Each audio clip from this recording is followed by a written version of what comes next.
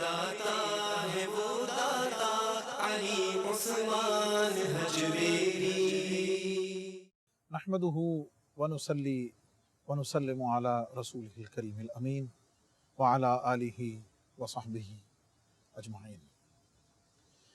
حضرت خواجہ نظام الدین محبوب الہی رحمۃ اللہ تعالیٰ علیہ کا بڑا معروف اور مشہور ملفوظ ہے، ارشاد ہے آپ کا، جو حضور سیدی فیض عالم داتا گنج بخش رحمۃ اللہ تعالیٰ علیہ کی کتاب کشف المحجوب شریف کے بارے میں ہے۔ اگر کسی کو مرشد کامل نہ مل رہا ہو تو کشف المحجوب شریف کو پڑھے، اس کی برکت سے انشاءاللہ اسے مرشد کامل مل جائے گا۔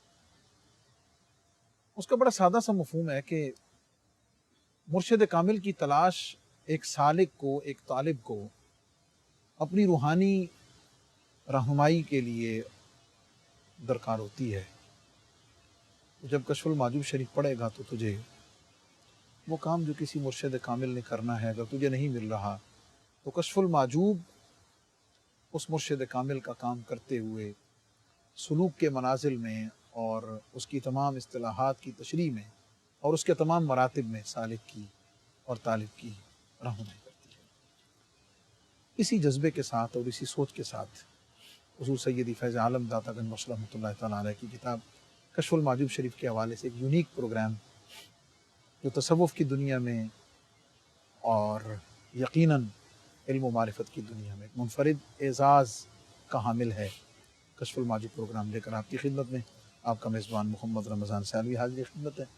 اس پروگرام میں ہمیشہ کی طرح میرے ساتھ کشف المحجوب کے حوالے سے اور حضور فیض عالم داتا گنج بخش رحمۃ اللہ علیہ سے محبت و عقیدت و ارادت کے حوالے سے ایک منفرد شخصیت جناب حضرت علامہ محمد شہزاد مجددی صاحب تشریف فرما ہوتے ہیں۔ السلام علیکم۔ وعلیکم السلام ورحمۃ اللہ۔ کشف المحجوب شریف کے 11ویں باب میں حضور فیض عالم داتا گنج بخش رحمۃ اللہ علیہ نے حضرات ائمہ تبع تابعین رضوان اللہ تعالیٰ علیہم اجمعین کا ذکر کیا ہے، اور آج ہم جس عظیم المرتبت ہستی کے خوبصورت ذکر کے ساتھ، وہ ذکر جو حضور فیض عالم داتا گنج بخش رحمۃ اللہ علیہ نے اپنے علم، اپنی معرفت، اپنے مرتبہ اور مقام اور اپنی شان کے مطابق کشف المحجوب شریف میں فرمایا ہے، وہ ہستی ہیں حضرت ابو الحسن سمنون رحمۃ اللہ تعالیٰ علیہ۔ تفصیلی ذکر تو انشاءاللہ ہم آپ کے اقوال کا، آپ کی کرامات کا، آپ کے دیگر مراتب و مقامات کا ہم کریں گے، لیکن میں چاہتا ہوں کہ ایک مختصر سی ایک بریفنگ اور بریف ذکر جو ہے حضور فیض عالم کے ارشادات کی روشنی میں حضرت ابو الحسن سمنون کی۔ بسم اللہ الرحمن الرحیم، اللہم صلی علی سیدنا محمد وآلہ وعطرتہ بعدد کل معلوم لک۔ یہ مفتی صاحب حضرت ابو الحسن سمنون المحب، سمنون بن حمزہ، اور بعض نے لکھا سمنون بن عبداللہ رحمہ اللہ تعالی، زیادہ معروف کتابوں میں جو طبقات اور کشیریہ وغیرہ میں حمزہ، سمنون بن حمزہ فرماتے ہیں۔ المحب آپ کے نام کا حصہ ہے، اور اسی وجہ سے داتا صاحب رحمۃ اللہ تعالی نے بھی آپ کے القاب میں اس کا ذکر کر دیا، خاص طور پر ذکر اس محبت کا جو غلبہ ہے نا آپ کی شخصیت پر، وہ خاصہ ہے بہت بڑا آپ کا، محبت الہی، وہ آپ کے اقوال سے، احوال سے اور اعمال سے چھلکتی تھی یہ محبت، اس لیے لوگوں میں معروف اور مشہور ہوئے۔ 298 ہجری آپ کا وصال مبارک ہے، 3 صدی ہجری ہے یہ بھی ساری، اور یہ وہ دور ہے، اصل میں آپ بصرہ سے تھے لیکن بغداد شریف میں آ کے ٹھہرے۔ بغداد چونکہ مرکز تھا، بغداد میں آنے کا ایک بہت بڑا فائدہ یہ ہوتا تھا کہ بغداد آل ان ون تھا، یعنی جو چیزیں آپ نے الگ الگ جا کے حاصل کرنی ہوتی تھیں وہ آپ کو یہیں ایک ہی جگہ پہ مفسرین بھی مل جاتے، محدثین بھی مل جاتے، صوفیاء کا تو خیر مرکز ہی تھا، اور فقہاء بھی، کیونکہ حنفیوں کی آپ کو پتہ ہے یہ سٹیٹ تھا، امام اعظم ابو حنیفہ رحمہ اللہ اور ان کے تلامذہ اور شاگردوں۔ اچھا، اس وجہ سے بھی یہ صوفیاء کا مرکز رہا بغداد، یہاں پہ آپ سیٹل ہوئے اور کمال حاصل کیا۔ اچھا، یہ جو داتا صاحب نے لکھا نا کہ کہتے تھے کہ محب الکذاب، سمنون الکذاب کہو مجھے، سمنون المحب نہ، بڑی عجیب بات ہے۔ اللہ رب العالمین سے ہر صوفی کا ایک اپنا تعلق رہا ہے، اس تعلق و محبت میں کبھی کبھی یہ جوش میں کچھ جملے فرما دیا کرتے تھے۔ تو ایک موقع آیا، امام کشیری رحمہ اللہ بھی لائے ہیں ان اشعار کو، اور صاحب طبقات و صوفیہ بھی لائے ہیں۔ اللہ کے ساتھ مناجات میں تھے، گفتگو میں تھے، تو آپ نے یہ اشعار پڑھ دیے۔ وَلَيْسَ لِي فِي سِوَاكَ حَظٌّ، جوش میں ہمارے ہاں بھی کئی لوگ کہہ دیتے ہیں کہ سوائے تیرے مجھے اور کسی چیز کی کوئی طلب نہیں، کچھ اور مجھے نہیں چاہیے، بس یہ دے دو، نہ دیدار کرا دو، نہ قرب دے دو۔ وَلَيْسَ لِي فِي سِوَاكَ حَظٌّ فَكَيْفَ مَا شِئْتَ فَاخْتَبِرْنِي، جیسے چاہے مجھے آزما کے دیکھ۔ جوش محبت میں جب یہ کہا نا، ان کان یرجو سواک قلبی لا نلت سولی ولت تمنی، بہت بڑی بات کر دی۔ اچھا کہ اگر اے اللہ یہ میں اس کہنے میں سچا نہ ہوں تو پھر مجھے نامراد کر دینا، میری کوئی طلب اور تمنا اور آرزو۔ اتنی بڑی بات جب کر دی تو حبس سے بول کی تکلیف ہو، پیشاب رک گیا، ایک دن 2 دن ضبط کیا، تکلیف کو برداشت کیا، 14 دن اس تکلیف میں رہے۔ اچھا اب اس میں عجیب و غریب بات یہ تھی کہ وہ شو نہیں کر سکتے تھے، شو کروں گا تو لوگ کہیں گے سمنون المحب ہو کے محبوب کے گلے کرتا۔ اچھا اس کو چھپائے رہے، لیکن تکلیف تو اتنی تھی کہ وہ چھپانے والی تھی نہیں۔ خواب میں بزرگوں میں سے کسی بزرگ کی زیارت ہوئی، اکابر متقدمین صوفیہ میں سے، اور ایک بہت بڑا عقدہ کھلا آج کا کشف المحجوب دیکھنے والوں کے لیے، ایک بہت بڑا نسخہ کیمیا۔ بزرگوں نے کہا کہ دینی مدارس کے طلباء سے جا کے اپنے لیے دعائیں کرو، تمہارا مسئلہ حل ہو جائے۔ اچھا اب اس میں ڈبل گیم چل رہی تھی، آپ چھپا رہے تھے، وہ کہتے ہیں اس اشارے سے مجھ پہ یہ کھلا کہ یہی تو تیری وہ ضد توڑنی تھی، تو بندہ ہو کے اس کو تکلیف کو چھپا کے بیٹھا ہے، جبکہ تیرا رب چاہتا ہے کہ رب سے اظہار کر، خشیت اور خشوع میں گڑ گڑا اس کے آگے تک تیرا مسئلہ حل ہو۔ یہاں بھی پھنس جاتے ہیں بعض لوگ۔ ہمارے ایک بزرگ تھے، بڑے بابا جی، ضعیف عمر تھے، لیکن نفل میں نے کہا سنت ہے بیٹھ کے پڑھ لیا کریں، بوڑھے ہیں کافی ضعیف ہیں، انہیں ہیں کر کے کھڑے ہو کر نہیں تو کھڑے ہو گئے پڑھنے، یہ ہوتا ہے نا۔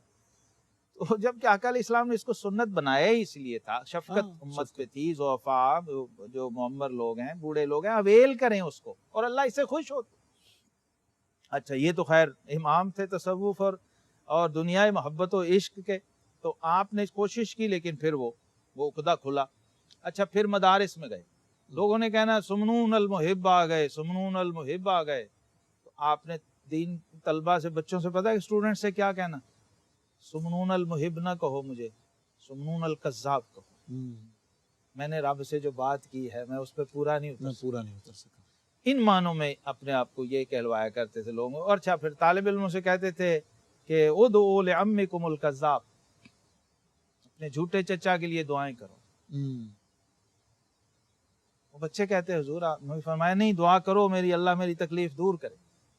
پھر وہ مدارس کے دینی طلباء سے جب دعائیں کرائیں بار بار، پھر وہ تکلیف ختم ہوئی تو فوراً کہا رب انی تبت الیک، اے اللہ میں توبہ کرتا ہوں، میرے منہ سے ایسی بات نکل گئی تھی، میں اس سے رجوع کرتا ہوں۔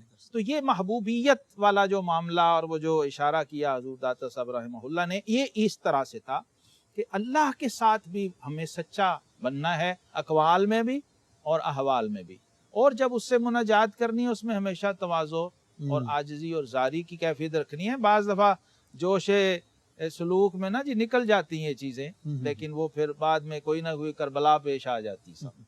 حضور فیض عالم داتا گنج بخش رحمۃ اللہ تعالیٰ علیہ نے حضرت ابو الحسن سمنون رحمۃ اللہ علیہ کو آفتاب اہل محبت، قدوہ اہل معاملت، بے نظیر عارف، درجہ عشق و محبت میں شان رفیع رکھنے والے، اور جیسا آپ نے سنا ہے سمنون المحب، آپ مشہور تھے لیکن آپ اپنے آپ کو جی اس واقعے کے بعد اچھا آپ کی ایک خصوصیت یہ تھی، یہ جو المحب سندھات نام لگا، جب بھی بات کرتے تھے نا، ہر بات اس میں اللہ کی محبت کی بات ہوتی تھی، غلبہ محبت الہی تھا آپ پر بہت زیادہ،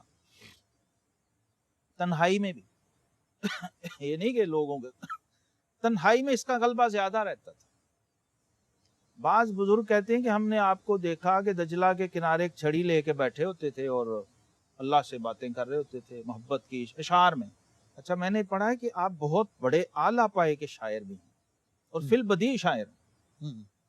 ایسے ایسے اشعار ہیں دل کو چھو لینے والے اور احوال و کیفیات سے بھرپور، جس کی وجہ سے حضور داتا صاحب رحمہ اللہ نے آپ کو یہ آفتاب اہل محبت فرمایا کہ اہل محبت بھی آپ کو رشک کی نگاہ سے دیکھتے تھے کہ یار ایسا محب ہونا چاہیے. محب نام کا حصہ بنا اس لیے اگر لوگوں میں گفتگو کر رہے ہیں، واز فرما رہے ہیں، تو اس بات میں سے بھی چھلک رہی ہوتی تھی اللہ کی محبت ہر معاملے میں. اچھا اقوال میں، پھر احوال میں، پھر معاملات میں جب بیٹھے ہیں اکیلے، کسی کو نہیں، آپ کو نہیں پتا کہ کوئی دیکھ رہا ہے کہ نہیں. اچھا وہ چھڑی پکڑی ہوئی ہے اور آپ اپنے زانوں پہ مار رہے ہیں خود ہی. وہ کہتے ہیں کہ وہ جسم کی جو جلد تھی، کھال تھی، وہ سرخ ہو جاتی تھی، پھول جاتی تھی مار مار کے. اور اشعار پڑھ رہے ہوتے تھے اللہ کی محبت کے کہ اے اللہ تیری محبت میں میرا دل گم ہو گیا ہے، یعنی رب سے ہم کلام، رب سے اپنی بے خودی میرا میں. دل گم ہو گیا ہے اللہ، وہ دل میں اب کہاں ڈھونڈوں، وہ مجھے واپس لوٹا دے. اچھا ایسا ایک تعلق تھا جیسے کوئی ایک محب جو ہے اپنے سچے محبوب کے ساتھ راز و نیاز کر رہا ہوتا، سامنے دیکھتے ہوئے، سامنے دیکھتے ہوئے. کوئی کسی کو نہیں بگا یا نہیں اللہ نہیں ہے سامنے، وہ ایسے لگتا تھا لوگوں کہ یہ سمنون جو ہے یہ اللہ سے باتیں کرتا رہتا ہے. اچھا اس وجہ سے پھر وہ ایک نام کا حصہ بن گیا سمنون المحب. حضور فیض عالم داتا گنج بخش رحمۃ اللہ علیہ نے حضرت ابو الحسن سمنون رحمۃ اللہ علیہ کے ذکر پاک میں آگے چل کے دو چیزیں ذکر کی ہیں. ایک تو شخص کا ذکر کیا ہے غلام الخلیل، اور اس کا ایک نقشہ کھینچا ہے کہ وہ کیسا تھا. جی بالکل. اور اس نقشے کو کھینچتے ہوئے جو جملہ کہا ہے وہ میں دوہرا کے آگے بڑھتا ہوں. آپ فرماتے ہیں کہ بڑے خوش قسمت تھے حضرت سمنون کہ ان کے زمانہ میں ایک ہی ان غلام کے الخلیل اور دیگر مشائخ کرام کے لیے ایک ہی غلام الخلیل تھا. ہمارے اس زمانے میں تو ہر محقق کے لیے لاکھ غلام الخلیل موجود ہیں مگر پرواہ نہیں، اس لیے کہ مردار کرگس کا حصہ ہوتا ہے اور مردار گوشت کھانے کے لیے گدھ ہوا کرتے ہیں. اور اس کے بعد حضور فیض عالم داتا گنج بخش رحمۃ اللہ علیہ نے آپ کے شان رفیع کے حوالے سے ایک عورت کا ذکر کیا ہے. میں چاہوں گا کہ سب سے پہلے جو غلام الخلیل ہے تھوڑا اس کے بارے میں اور اس کے ذکر میں جو حضور فیض عالم نے بنیادی طور پر ایک کردار کا ذکر کیا ہے. بات تھوڑی سی طویل ہے اور آئی وش کہ ہم اس پورے واقعہ کو اور اس کے پورے رزلٹ کو آپ کے ساتھ ہم شیئر کریں اور آپ کی خدمت میں ہم پیش کریں. ایک وقفے کے بعد ہمارے ساتھ رہیے، واپس آتے ہیں مختصر سے وقفے کے بعد. ویلکم بیک معزز ناظرین. حضرت ابو الحسن سمنون رحمۃ اللہ علیہ کے ذکر پاک میں ان کے زمانے کے ایک شاطر شخص کا ذکر ہے جس نے اپنے آپ کو ایک صوفی اور درویش کی شکل میں ڈھالا ہوا تھا. اور آپ اس کے تعارف میں آپ خود یہ ارشاد فرماتے ہیں کہ اس کا کام یہ تھا کہ بد باطن بھی تھا، لباس تصوف میں امراء اور خلفاء کے دربار میں پہنچتا تھا، خاصان بارگاہ کے خلاف دربار شاہی میں زہر اگلتا تھا.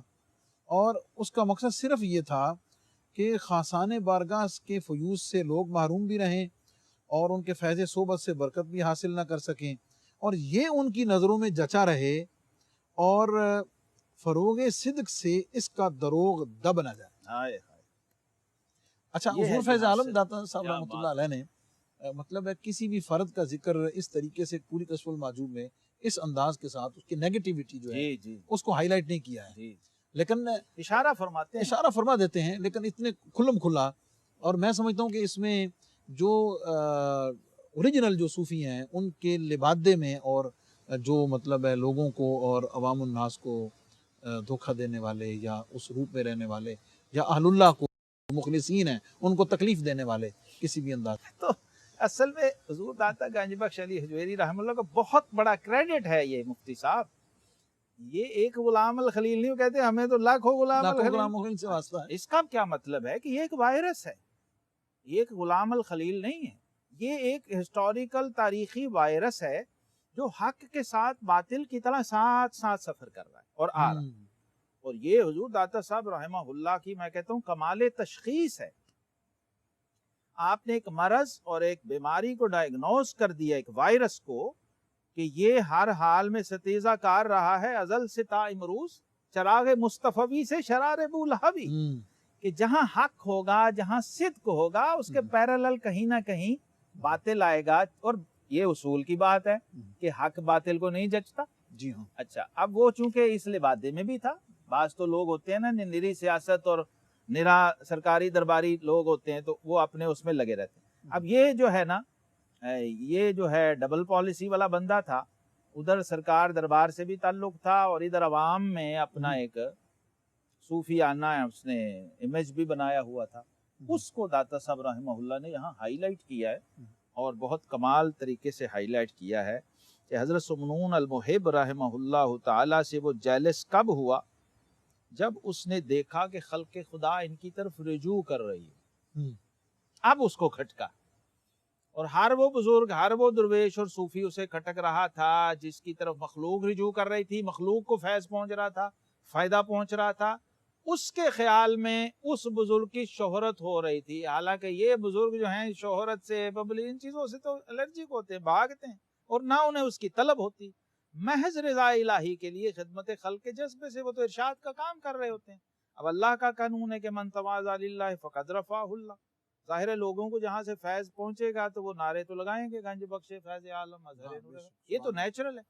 گنج بخش کو تو اس کی کوئی احتیاجیہ ضرورت نہیں، یہ تو فطری معاملہ ہے. اچھا، وہ جو دنیا دار آدمی ہوتا ہے وہ چونکہ اپنی نظر سے دیکھتا ہے تو وہ سمجھتا ہے کہ شاید اس بندے کی شہرت ہو رہی ہے اور اس کی وجہ سے میری دکانداری خراب ہو گئی، لہٰذا اس کو ختم کرنے کے لیے اس نے اپنے سرکاری اور سیاسی ذرائع اور اثر و رسوخ استعمال کیا، اور بادشاہ کے ہاں اس نے لگائی بجائی کا سلسلہ اور زہر اگلنا شروع کر دیتا تھا. وہ یہ جیلسی اور جو حسد ہے یہ اس کے لازمی نتائج میں سے کہ وہ بندہ ہاتھ پاؤں مارتا ہے، کسی طرح کوشش کرتا ہے کہ میں اس کو، حالانکہ ایسا ہو نہیں پاتا. واللہ متم نورہ ولو کرہ الکافرون.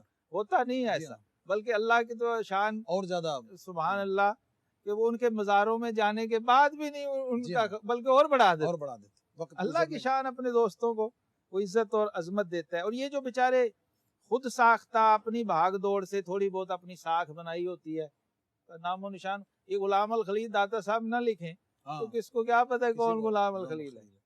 اچھا، تاریخ کی کتابوں میں بھی کہیں کوئی اس کا کوئی ذکر اور نام نہیں ملتا. اچھا، حضور فیض عالم داتا گنج بخش رحمۃ اللہ علیہ نے ایسے حالات میں حضرت کی جو شان رفیع ہے اس کو آگے بیان کرنے کے لیے آپ کی کرامت کا ذکر کیا. سبحان اللہ. میں چاہوں گا کہ اس کو آپ ارشاد فرمائیں. اور دیکھیے، اچھا جب اس نے سارے حربے آزما لیے، دیکھ، اچھا ایک میں داتا صاحب نے جو جملہ کہا اس پہ بھی مفتی صاحب علامہ نے کہا تھا نا کہ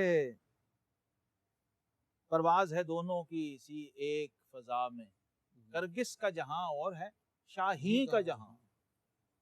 تو کرگس کی جو ضد ہے وہ شاہین ہے، پرندوں کی دنیا کا درویش ہے یہ کہ شاہین بناتا نہیں آشیانہ.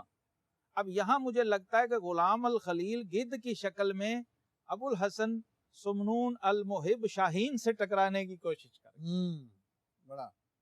تو اب بھئی کہاں شاہین اور کہاں وہ جو عارف کھڑی فرماتے ہیں نا کہ قدر پھلاندہ گرج کی جانے مردے کھاون والی. یہ وہ گرج تھی، اس کو کیا پتا کہ یہ باغ ولایت کا کیسا گلے سر سبد ہے. تو باہر صورت جب یہ آپ کا عوام کے اندر ایک مقبولیت ہوئی، محبوبیت ہوئی، تو جلن کا لیول اس کا اور بڑھ گیا. اب اس نے ہر طرح کے پروپیگنڈے کر دیکھے، لیکن آپ فرماتے ہیں مختصر یہ کہ ایک عورت حضرت سمنون رحمت اللہ علیہ کی تابانی حسن، یہ بھی بات سمجھنے والی ہے، ظاہری طور پہ بھی آپ بلا کے حسین. سمنون المحب غیر معمولی طور پہ خوبصورت، ایک تو ہوتا ہے نا عام خوبصورت ہونا، غیر معمولی حسن اللہ نے آپ کو دیا ہوا تھا. اچھا جب وہ فریفتہ ہو گئی، آپ پیش ہوئی، آپ نے صاف انکار کر دیا. اس نے کہا جی میں آپ سے شادی کرنا چاہتی ہوں. پھر کہاں گئی؟ حضرت جنید بغدادی اچھا وہ ان سے بڑھ کے کون سمجھتا تھا؟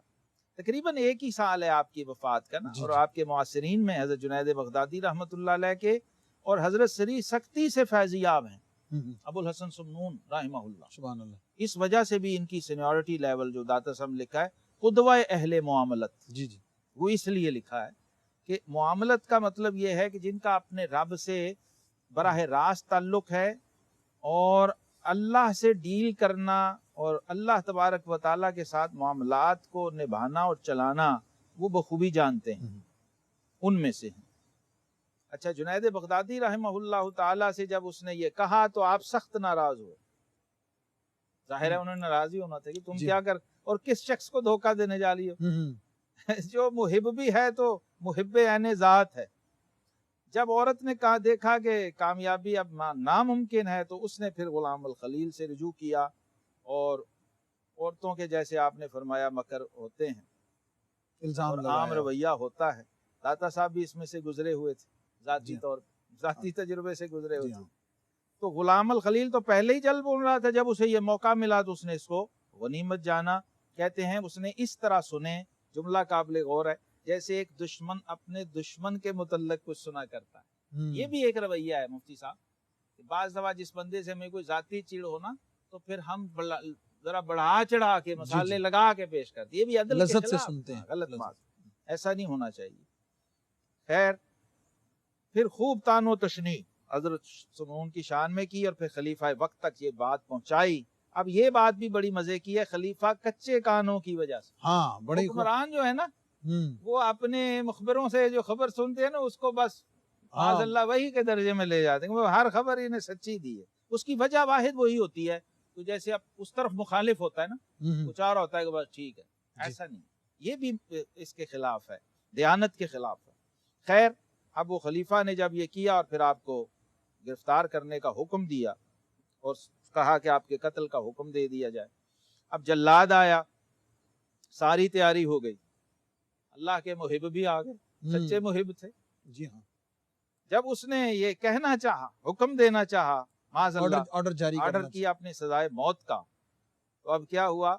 فرمایا اس کی زبان قدرتاً بند ہو، خلیفہ کی زبان، خلیفہ کی زبان جس نے اس نے آرڈر دینا تھا، حکم دینا تھا، جب زبان بند ہو گئی اور حکم نہ دے سکا، اور چاہنے کے باوجود یعنی بولنے سے گونگ ہو گئی زبان، گونگا ہو گیا۔ اللہ اکبر۔ جب رات سویا تو خواب میں یہ منکشف ہوا کہ قتل سمنون تیری سلطنت کے زوال کا موجب ہے۔ بہت اہم نکتہ ہے مفتی صاحب، سبحان اللہ۔ اللہ رب العالمین کا یہ قانون ہے، تا دلے صاحب دلے نامت بدرت، ہیچ قوم را خدا رسوا نہ کر۔ جب اللہ کے کسی پیارے کا دل دکھتا ہے تو پھر قوموں پہ زوال آتے ہیں، پھر عذاب آتے ہیں، پھر آفات آتی ہیں۔ کاش اور اس میں سب سے اہم جو ہے وہ ہیں اہل اقتدار، انتظامیہ، اہل حکومت، کہ وہ دیکھیں کہ کہیں ہمارے دور اقتدار میں کسی درویش اور فقیر کا دل تو نہیں دکھ رہا۔ کسی اللہ والے کے دل کو ٹھیس پہنچنا جو ہوتا ہے نا، وہ ایسا ہے کہ آپ نے براہ راست من عاد لی ولی فقد اذنتہ، اللہ کے دوست کو نہ چھیڑیں، کیونکہ اس کے ساتھ دشمنی ڈائریکٹ اللہ سے دشمنی ہے، اور پھر وہ ایک آدھ کو سزا نہیں ملتی، اللہ معاف فرمائے، پھر قومیں بھگتتی ہیں، پھر معاشرے بھگتتے ہیں۔ اللہ ہمیں اس سے محفوظ رکھے۔ اب جب یہ بات کہی تو دیکھیے اس میں بشارت میں کیا معنویت ہے مفتی صاحب، اس کو حاکم کو صرف اپنی سلطنت کی فکر ہوتی ہے نا، اسے نہیں ہے کہ یہ بڑی شان والا ہے نہ کر اس کی نہیں، فرمایا اگر اس سے مارے گا تیری سلطنت خراب، یعنی اس کی سوچ مزاج سوچ اور کے مزاج حکم اس کے مطابق دیا تاکہ وہ اس کو مان لے۔ اس کی چونکہ ساری توجہ اپنی سلطنت کی طرف تھی۔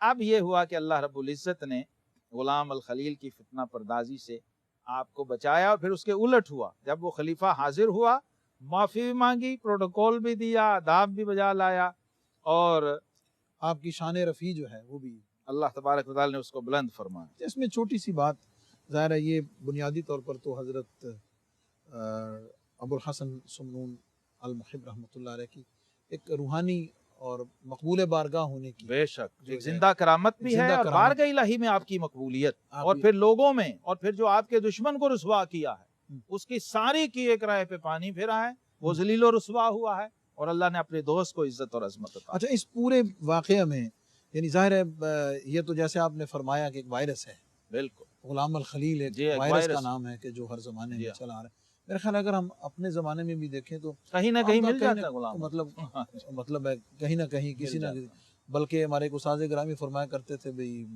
جو عالم دین ہے یا جو امام ہے وہ چونکہ العلماء ورثۃ الانبیاء کا مظہر ہے، تو اسے کسی نہ مخالفت آئے گی، کسی نہ کسی ابو جہل کا سامنا ہوگا، مطلب ہے جو وما یاتیہم من رسول الا کانوا بہ یستہزئون، اللہ نے فرمایا اس کا رہے گا۔ تو یعنی اس کا جو مقابلہ ہے یا اس میں جو فتح ہے وہ رجوع اللہ سے ہی ممکن ہے حقیقی معنی۔ معزز ناظرین، حضرت ابو الحسن سمنون المحب رحمۃ اللہ علیہ کی کرامت بھی اور اس کرامت کے اندر پھر آپ کی جو شان رفیع کا ایک منفرد انداز ہے، اور لیول دیکھیں کہ وہ کسی عام محلے دار یا کسی مخصوص علاقے کے لیے نہیں، آپ کی وہ مرتبہ اور آپ کا شان جو ہے وہ اللہ رب العزت نے خلیفہ وقت جو ہے اس کی نظر میں آپ کو اجاگر کیا، اور مقصد آپ نے حضور فیض عالم نے خود فرمایا کہ پھر خلق جو ہے آپ سے مستفیض ہوئی۔ آپ کے ذکر پاک میں ایک کرامت اور اس کے ساتھ ایک ارشاد حضور فیض عالم نے ذکر کیا ہے، اس کو ہم ڈسکس کریں گے after the break. Stay with us. Welcome back معزز ناظرین، پروگرام کشف المعجوب اور ذکر ہے حضرت ابو الحسن سمنون المحب رحمۃ اللہ تعالیٰ علیہ کا۔ حضور فیض عالم داتا گنج بخش رحمۃ اللہ تعالیٰ علیہ نے حضرت ابو الحسن سمنون علیہ الرحمہ کے ذکر میں جو آپ کے بلند کلام اور دقیق اشارات کا ذکر کیا کہ جس سے حقیقت محبت یعنی حقیقت محبت الہی اللہ رب العزت سے محبت واضح ہوتی ہے، اور ساتھ ہی ایک کرامت ذکر کیا حضرت جی واضح و نصیحت کے حوالے سے۔ میں چاہوں گا کہ آپ ہی اسے ارشاد فرمائیں کہ وہ جب کرامت سفر حجاز سے یعنی حج سے واپس لوٹ رہے ہیں آپ، تو راستے میں مقام فیہ میں آئے تو لوگوں کو پتا چلا آپ اتنی بڑی ہستی ہیں۔ آپ کے نام کے اسم گرامی کے ساتھ ایک لفظ آتا ہے الواعظ، یہ آپ کی شہرت تھی، المحب الواعظ، المحب الواعظ، الخواص یہ بھی آتا ہے، داتا صاحب نے لکھا ہے سمنون بن عبداللہ الخواص رضی اللہ تعالی۔ تو اب شہرت بھی تھی، تعارف بھی تھا، لوگ جانتے بھی تھے، محبت و مقبولیت بھی تھی، لہذا لوگوں نے خواہش کی کہ حضور کچھ ارشاد فرمائیں، کچھ واعظ سنائیں۔ یہ عام آپ کو پتہ ہے ہر خطیب کو اس کا تجربہ ہے، جب اسٹیج پہ جاتے ہیں تو لوگ ادھر ادھر کوئی باتیں کر رہا ہے، کہنا پڑتا ہے کہو جی سبحان اللہ، ہاں جی، متوجہ کرنا، ہاں جی، درود پاک پڑھو جی، درود شریف پڑھو، سمجھ آ گئی، یہ بھی کہنا پڑتا ہے۔ جی ہاں، خیر جب رونق افروز ممبر ہوئے، مجمع مجتمع نہ تھا، تو آپ نے جو لوگوں کی قندیلیں توجہ آپ کی گفتگو کی طرف، لوگوں کی توجہ نہیں تھی، متوجہ نہیں تھے، کوئی ادھر بات کر رہا ہے ادھر۔ آپ نے جو قندیلیں لگی ہوئی تھی، مشعلیں لگی ہوئی تھی روشنی کے لیے، لائٹ کے لیے، فرمایا اچھا چلو ہم ان سے خطاب کر لیتے ہیں، اللہ آؤ میں تمہیں بات سناتا ہوں اے قندیلو۔ اچھا یہ فرمانا تھا کہ تمام قندیلیں گر کر چور چور ہو گئی۔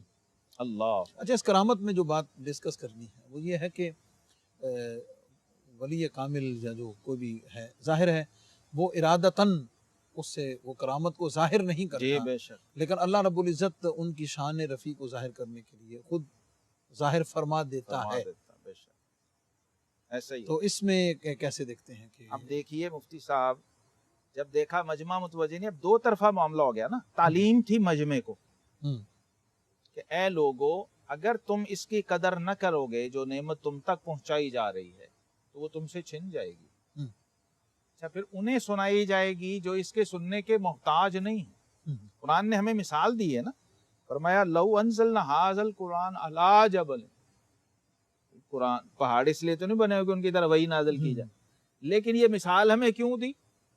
لرأیتہ خاشعا متصدعا من خشیۃ اللہ، یہ اصل میں اس تعلق باللہ کی ہیبت و جلالت تھی جس کی تاب وہ قندیلیں نہ لا سکیں، پہاڑ نہیں لا سکتے تو قندیلیں کیا لائیں گی؟ بھئی اللہ کا ولی بولے گا تو اللہ رسول کی بات بولے گا نا دین، وہ تو پھر محب الہی ہے۔ اچھا محب الہی پہ غلبہ اس قدر رہتا ہے محبت الہیہ کا، تو جب کلام کرتا ہے بولتا ہے تو اس کی تاب نہیں رہتی ہر ایک میں۔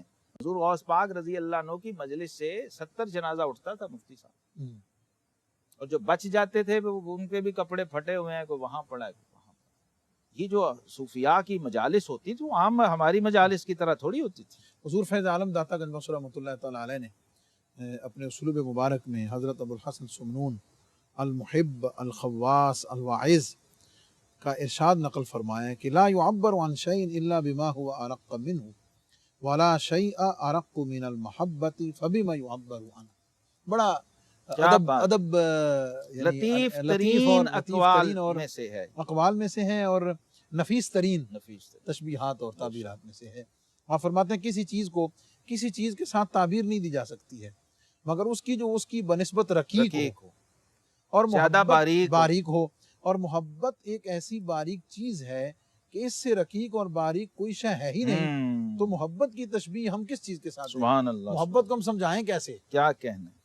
محبت کی تشریح کیسے کریں گے؟ یہ وہ ہستی کہہ رہی ہے مفتی صاحب 500 رکعت روزانہ آپ کا معمول تھا، 500 رکعت ادا کرنا، فرائض نمازوں کے علاوہ. ایک بندہ آیا, اس نے کہا جو آپ کا حضور داتا صاحب نے فرمایا آپ کے بلند کلام اور دقیق اشارات. شخص آیا کہنے لگا 40 بکریاں ہیں حضور, تو کیسے میں نے زکوٰۃ دینی ہے؟ فرمایا اگر میرا مذہب پوچھتے ہو تو 40 اور دوسروں کا پوچھتے ہو تو 1. اس درجے کے یہ ہستی ہیں. سبحان اللہ. 40 پہ 1 بکری ہے نا جی. جی ہاں. تو فرمایا اگر تم مجھ سے سوال میرے مذہب کے مطابق پوچھتا ہے تو 40 کی 40, اور اگر ویسے دوسرے علماء اور فقہا کے مطابق پوچھتا ہے تو 40 میں سے 1 دے دے. یہ درجہ اور یہ لیول ہے آپ کا. وہی ہستی یہ کہہ سکتی ہے. اب یہاں یہ قول ایسا ہے حاصل ہے اس پوری فصل کا کہ غالب کا مجھے شعر یاد آ گیا کہ لطافت بے کثافت جلوہ پیدا کر نہیں سکتی. لطافت بے کثافت, لطافت بے کثافت جلوہ پیدا کر نہیں سکتی. چمن زنگار ہے آئینہ باد بہاری کا. یہ اس لیول کا یہ شعر ہے. یہ شاد اچھا اس کی وجہ بھی حضور فیض عالم نے جی بتا دیا آپ نے. محبت جو ہے وہ صفت محبوب ہے. بے شک اس کی حقیقت تب بیان ہو سکتی ہے جب محبوب کا ادراک ہو, ممکن ہو, اور صفات محبوب کا ادراک محال ہے. دیکھیے محبت جب لفظ کہا تو ہم جس سے محبت کر رہے ہیں وہ محبوب ہے نا, اس میں وہ صفت آ گئی, وہ موصوف ہو گیا اس صفت سے. تو محبت چونکہ محبوب چونکہ ذات باری تعالیٰ ہے, بات یہ ہو رہی ہے عام محبوب کی صفات کو تو ہم سمجھتے ہیں. محبوب چونکہ ذات باری تعالیٰ ہے تو اس کی صفات کا ادراک ممکن نہیں ہے. ہماری بصارت جو ہے وہ اس کو نہیں پا سکتی, اس تک پہنچ نہیں سکتی, اس کا ادراک نہیں رکھ سکتی, اس کا احاطہ نہیں کر سکتی. وہ کر سکتا ہے. اچھا ایک تو ریزن یہ ہو گئی, بالکل واضح ہے, سمجھ آ گئی. اس کو اور بھی ہمارے سمجھنے والے دیکھیے, ایک جسم ہے, ایک اس کا سایہ ہے. سایہ جسم سے لطیف ہوتا ہے جی, اس لیے ہم اس کو پکڑ نہیں سکتے. اسی طرح فرمایا کہ ہر چیز کی تعبیر ممکن ہے, محبت کی حقیقی تعبیر ممکن نہیں ہے, کیونکہ محبت سے زیادہ لطیف کوئی چیز ہوگی تو اس کے ساتھ اس کو تشبیہ دیں گے نا بتانے کے لیے. اچھا اب یہاں کیا ہے, جو غالب کا شعر میں نے پڑھا, لطافت اور کثافت کا حسین امتزاج اللہ نے اس دنیا کو بنایا, انسانی وجود کو بھی بنایا. یہ جو ہمارا جسم ہے یہ کثیف ہے, ہماری روح لطیف ہے. بیک وقت دونوں کا ہم مجموعہ ہے نا. عالم خلق و امر کا ہم مجموعہ ہیں. عالم خلق سارا کثیف ہے, عالم امر سارا لطیف ہے. تو عالم امر اپنے ظہور کے لیے اس کثافت کا محتاج ہے, اس کے بغیر وہ اپنا ظہور نہیں کر. جیسے روح ہے, اب روح سننا چاہے تو کان چاہیے, سماعت چاہیے. روح دیکھنا چاہے تو آنکھ چاہیے. تو یہ ساری جو ہے میٹیریلسٹک چیزیں ہیں, مادی چیزیں ہیں, اور یہ کثیف ہیں. لیکن کام سارا لطیف کا لیا جا رہا ہے ان کثائف سے. یہی یہاں پر بات کی, جو محبت اپنا ظہور کرتی ہے تو وہ کثیف ہوتی ہے, اور جب ظہور نہیں کرتی تو وہ لطیف ہوتی ہے. جب وہ انویزیبل ہوتی ہے تو اس وقت ہم اس کی تعبیر نہیں کر سکتے, کیونکہ اس سے زیادہ لطیف کوئی چیز ہوگی تو ہم اس کے ساتھ اس کو مشابہ. اچھا یہاں پر اس نقطے کو کھول دیا ہے کہ اللہ رب العالمین کے ساتھ جب آپ نے محبت کرنی ہے, اس کے ساتھ تعلق بنانا ہے, تو آپ نے اس فلسفے کو ذہن میں رکھنا ہے. کبھی یہ خواہش نہیں کرنی کہ اللہ ہمارے سامنے مجسم ہو جائے.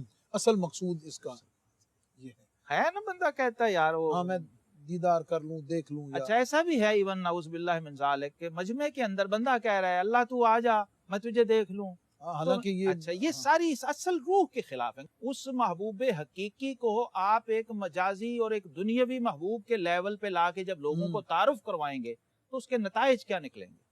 اسی طرح نعت کے معاملے میں بھی نبی کریم علیہ السلام کی بارگاہ میں بھی آپ کسی کے محبوب کو سامنے رکھ کر اگر آقا کریم علیہ السلام کی نعت لکھیں گے یا آقا کریم علیہ السلام کی طرف متوجہ ہونے کی اور عرض کرنے کی کوشش کریں گے تو وہ بھی ادب کے خلاف ہوگا. ان بزرگوں نے ہمیں محبت کا وہ پیمانہ اور معیار عطا فرمایا ہے جس پر آپ اللہ اور اس کے رسول صلی اللہ علیہ وسلم کے ساتھ ڈیل کر سکیں. ایک نفیس سی بات یہ ہے کہ اللہ رب العزت کی جو محبت کی نعمت عطا ہوئی ہے اس کو کسی اور چیز سے پرکھنے یا چیک کرنے یا اس کو جی پہلی بات تو نقص یہ ہو ٹیکنیکل خامی ہوگی. اچھا دوسری بات کہ خواہش, جیسے پہلے گزرا کہ وصال و فراق سے وہ ماورا ہوتے ہیں. جب وصال و فراق سے ہی ماورا ہو گئے تو آپ کی یہ ساری چیزیں پھر نیچے رہ گئی. اچھا اس میں بڑی سادی سی بات ہے کہ پھر اس محبت کی تعبیر ممکن کیسے ہے؟ ممکن کیسے ہے, یہ ہے اس پہ کھول دیا, یہ سوالیہ نشان چھوڑ دیا نا داتا صاحب نے. جب ممکن نہیں ہے تو پھر آپ کیوں عقل کے گھوڑے دوڑا رہے ہیں؟ آپ کیوں نہیں اس لیول کو اچیو کرنے کی کوشش کرتے کہ یہاں کلام کرنے کے لیے سمنون المحب چاہیے؟ دیکھیے اپنی توجہ کو اس چیز کے لیے خرچ صرف کرنے کی بجائے اپنا دھیان جو ہے وہ اس کی محبت پہ رکھیں، محبت پہ رکھیں، اصل پہ رکھیں، حقیقت پہ رکھیں، اور اس میں جو ظاہری آپ کے آلات ہیں اس کو اپلائی کرنے کی کوشش نہ کریں، کیونکہ اس سے جو رزلٹ آپ لیں گے وہ نہیں ہوگا، وہ کچھ اور ہوگا۔ تو اس کا مطلب یہ ہے کہ آپ ڈی ٹریک ہو جائیں گے۔ بزرگوں نے یہ اپنے ذاتی تجربے، جیسے نبی کریم علیہ السلام نے اعتکاف کر کے پھر حجرے سے پردہ اٹھا کے فرمایا کہ پہلے عشرے میں بھی نہیں، دوسرے میں بھی نہیں، تیسرے میں لیلۃ القدر ڈھونڈو۔ ان بزرگوں نے بھی ان تجربات کو ہمارے لیے شیئر کر دیا ہے، اور ہمارے لیے میں سمجھتا ہوں کہ ایک فزیکل پریزنس ہمیں دے دی ہے ان تجربات کی، تاکہ کوئی بعد والا شیطان و نفس کے دھوکے میں آ کے ڈی ٹریک اور گمراہ نہ ہو جائے، اور کسی ایسی غلط فہمی میں، کسی ایسے غلط عقیدے میں مبتلا نہ ہو جائے کہ ذات باری تعالیٰ کے بارے میں وہ اپنی ایک خود ساختہ کوئی عمارت بنا کے اسی کے اندر اس کی عبادت کرتا رہے۔ جیسے بعض صوفیہ نے کہا کہ میں 30 سال اپنی روح کو اپنا رب سمجھ کے اس کی عبادت کرتا ہوں۔ یہ ہمیں ان ائمہ نے، ان بزرگوں نے رہنمائی دی ہے کہ قرآن اور حدیث کا جو تصور محبت ہے، ہم نے خود کو اس کے انڈر اور تابع کرنا ہے، نہ کہ اس تصور کو اپنے تابع کر کے اپنی عقل کے گھوڑے دوڑاتے رہے۔ مقصود یہ ہوا کہ اللہ رب العزت کی ذات کی تعبیر کسی طریقے سے کرتے ہوئے لوگوں کو اس طرف لے کے جانا یہ ٹھیک نہیں، تشبیہ و تجسیم سے بچتے ہوئے، اور فوکس جو ہے وہ اللہ رب العزت کی محبت اور اللہ رب العزت کی اطاعت جو ہے۔ والذین آمنوا اشد حبا للہ، صحابہ کرام کو دیکھیں نا آپ، وہ اس میں نہیں پڑھتے کیا کیوں کیسے میں نہیں پڑھتے تھے، لیکن اللہ کی محبت میں ایسے فنا تھے، کوئی اس کی ظاہری تعبیر نہ کرتے تھے نہ چاہتے تھے، کہتے بس اتنا کافی۔ لیکن اس کے لیے تو وہ پھر جلوہ محبوب خدا اس کے سمجھنے کے لیے ہے بات۔ یہاں پھر وہ سپورٹ ہے سب سے بڑی کہ دیکھنے والے کہا کرتے ہیں اللہ اللہ، یاد آتا ہے خدا دیکھ کے صورت۔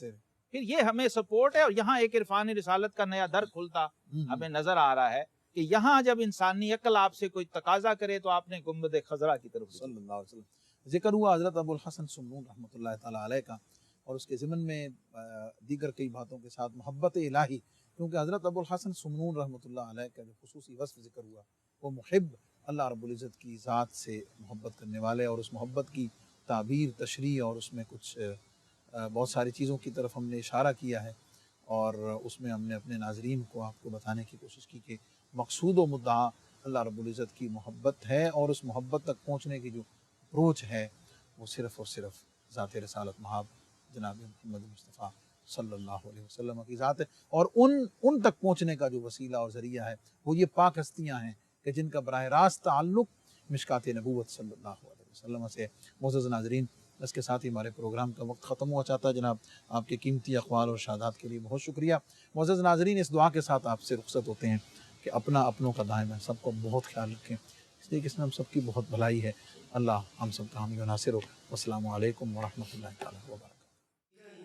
بخش فیض عالم مظہر نور خدا، ناقصارا پیر کامل کاملارا رہنما، بظاہر صورت انسان علی عثمان حجویری، بباطن جلوہ یزداں علی عثمان حجویری، بہار گلشن ایمان علی عثمان حجویری۔